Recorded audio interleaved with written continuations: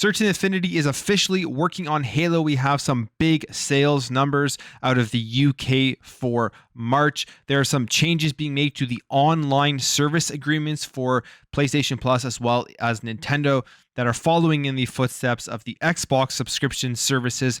And Oddworld Soulstorm was free on PlayStation Plus, but the creators don't seem to be too happy with the results.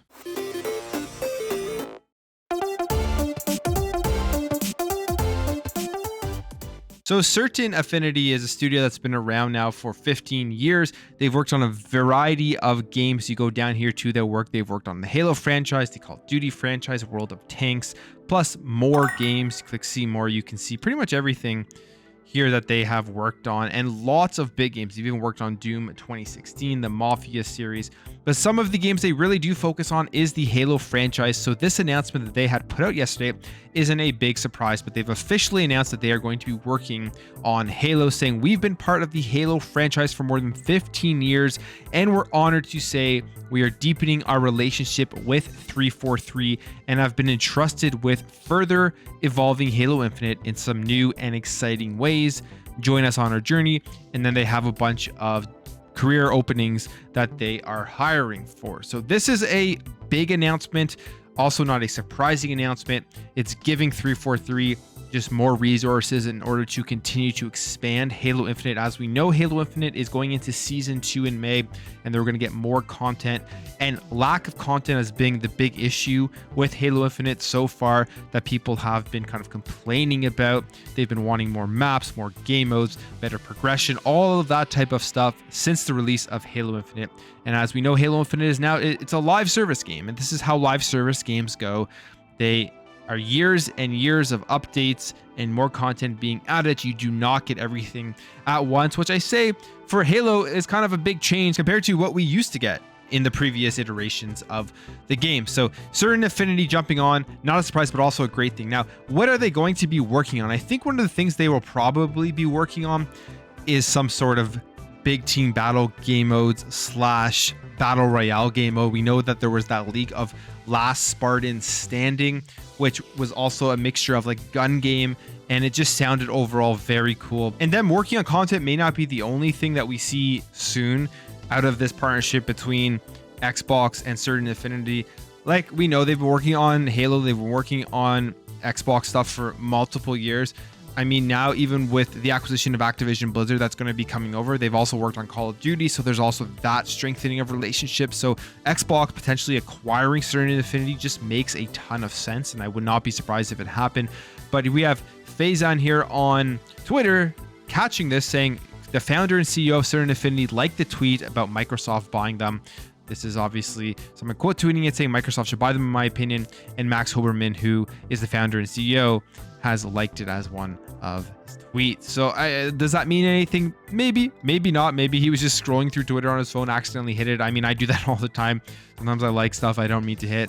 But it also could be pointing towards the fact that, hey, there are some acquisition talks. The more that they work together, Xbox is just kind of testing out how good of a fit they are, although they probably have lots of data on that. But going forward, if this works out with Halo Infinite and maybe they work on some Call of Duty stuff as well, this makes just sense for Xbox to acquire Certain Affinity. All right, so we got some more sales numbers for the month of March for the UK. Now, these are not from VG charts, so it's just another, I guess, database that we can pull from to see what's going on within the console market and game sales and all that type of stuff. And they say here over 112,000 game consoles, nearly 2.8 million games, and over 700,000 accessories were sold in the UK in the last month. And this data comes from GfK and digital and physical game information from GSD, both just, I guess, analytic companies in the UK that track all of this type of stuff. Now, the big thing I guess people will want to hear about, will want to talk about, which we will continue to talk about, especially once the MPD numbers come out in the next couple of weeks with the US numbers for console sales, is which console is selling more? Is the trend continuing? Is Xbox selling more than PlayStation 5? And I can tell you right away that trend is continuing. And there are multiple reasons around this, but the big thing here being the stock. So they say here 112,000 game consoles sold in the UK last month is a rise of 21% over February. However, so far this year, console sales are down 46%, driven by continued stock shortages for PlayStation and Xbox devices. But the biggest increase, the biggest bump of them all in March was the Xbox Series X and S, which is up 61% compared with February, which is a big percentage of increase. And again, a lot of this is just the availability of more Series X stock. People see them, they want them, it's a desirable console. I personally think that they are buying them like crazy, not just because it's the only thing there, but because again, it's a great desirable console, has incredible features, has lots of backwards compatibility, and Xbox is a big competitor this generation in terms of hardware sales compared to what happened last generation with the Xbox One. Now, the Nintendo Switch actually fell again 21% on month-over-month basis, but it's still the second best-selling console in March, and the Nintendo platform remains the #1 selling games machine of the year so far, which the Switch still selling so crazily well. They're still putting out a ton of games. I know Breath of the Wild 2 has been delayed, but the new Kirby game came out, which looks really, really good, and I'm sure that pushed on a lot of consoles. Now, the PS5 is in third place, and yeah, they've had console shortages, but at the same time, the machine did see a 45% rise in stock compared with the month before, and as we know, Xbox was still ahead of PlayStation the month before in February. They're still ahead in March, even with a 45% stock increase on the PlayStation 5. So I think that is also telling. I know we want to focus on the fact that there's less PS5s out there and that people think that's the only reason why the Xbox isn't selling more. I'm sure that does have a part to play in it, but even with a stock increase on the PS5, the Xbox is still selling very well. And we're going to continue to see that trend. Xbox sales are not going to start slowing down just because the PS5 gets more stock, especially with a game like Starfield coming out in November. As we get closer to that time of year, I think you'll see the sales of the Series X and S even heat up more. Now, in terms of video games, not a big surprise here on the sales. Elden Ring being the best sold game in March. And overall, there's 2.77 million games that were sold in the UK, which is a small rise of 0.6% over March 2021. And downloads accounted for 1.94 million, up 9.6% over 2021. And physical sales, 835,000, which is down 15.5%. And I'm sure that these companies, Xbox and Sony, or Microsoft and Sony, love to see the digital sales ramping up more so than the physical sales because they make more money off of that when they're getting bought through their stores. And Elden Ring, like I said, #1 comfortably for the second month in a row. Strong digital sales across Steam, Xbox Live, and PSN.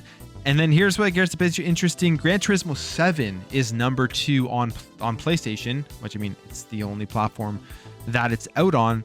And particularly, they had physical sales, which counted for 45% of its sales, which to me is an interesting number, that 45% of people are running out and picking up GT7 physically, mostly on the PlayStation 5, as it counted for 73% of the GT7 sales. And GT7 had all of those issues. They've made adjustments. I think there was an even more recent adjustment that's really kind of taken away some of those issues with the microtransactions and the credits that you get for winning races. But the botch of the launch was terrible. It was almost kind of scammy because they withheld all of that information about the microtransactions from reviewers before the reviews came out. And the media review scores were really high. The user review scores are extremely low, but it's still sold very well. So this doesn't really hurt the incentives of PlayStation to not do things like this in the future, when a game can do all of that and still have insane sales. #3 on the list is hilarious. It's Grand Theft Auto 5. It still somehow is able to revitalize its sales and sell extremely well. A lot of this has to do with the fact that they released the PS5 and the Xbox Series X and S versions of the games, the next-gen versions, and the PS5 accounted for 37% of sales, and the Series X and S about 28% of these sales. So we go down here, there's just more list of games. You can see here the top 5: Elden Ring, Gran Turismo 7, Grand Theft Auto 5, FIFA 22 still selling very well, and then WWE 2K22, which is a game, just a huge revitalization from the previous version, which was terrible. They brought it back in a great way, and it looks like a great game in WWE 2K22. In terms of the controller sales, the Xbox controller is the top selling controller, jumping up 15 places, the carbon black one, which is surprising to hear. And then the robot white variant is number 2, rising 12 positions. So it's crazy because the black Xbox controller was up 15 places, the white one up 12 places, which in a month I think is a very large rise. But this probably all coincides with the fact that the Xbox Series consoles are selling more, which pushes all of their accessory sales more. And I mean, that's one reason I guess you can look at it and say, hey, hardware sales, don't just look at the box, look at what they do for all of their accessory sales as well. And Xbox and Microsoft know that, which is probably why they're prioritizing chips and trying to get more hardware sales out there to push all of their accessories as well. And usually number 1 is the PS5 DualSense, which is now number 3. So lots of interesting information here. But at the end of the day, Xbox again is leading in hardware sales, closing that overall gap between Xbox and the PlayStation 5. And I have a feeling that by the end of this generation, that gap is going to be very, very small between the two consoles. Jumping over here to some subscription news, but not Game Pass, PlayStation Plus. And this is a headline you rarely see with games coming onto Xbox Game Pass. So it's interesting that this is happening with PlayStation Plus. But this has to do with Lorne Lanning, one of the creators of the Oddworld series, talking about PlayStation Plus, saying that it was devastating for Oddworld Soulstorm sales. Now, Lorne Lanning was speaking on an Xbox podcast, the Xbox Expansion Pass podcast, and he had expected that the game would sell around 50,000 to 100,000 copies in terms of being claimed off of PlayStation Plus's free game when it launched. But apparently it was downloaded over 4 million times, which if you have your expectations and they're surpassed by that amount, when you're making these deals, you're basing them off of your expectations. So right away, you know that the deal that you made probably isn't going to pay off in the long run. Lanning believes that the studio missed out on profits due to the unexpected popularity of the titles on Sony's subscription service. So, I mean, that makes complete sense.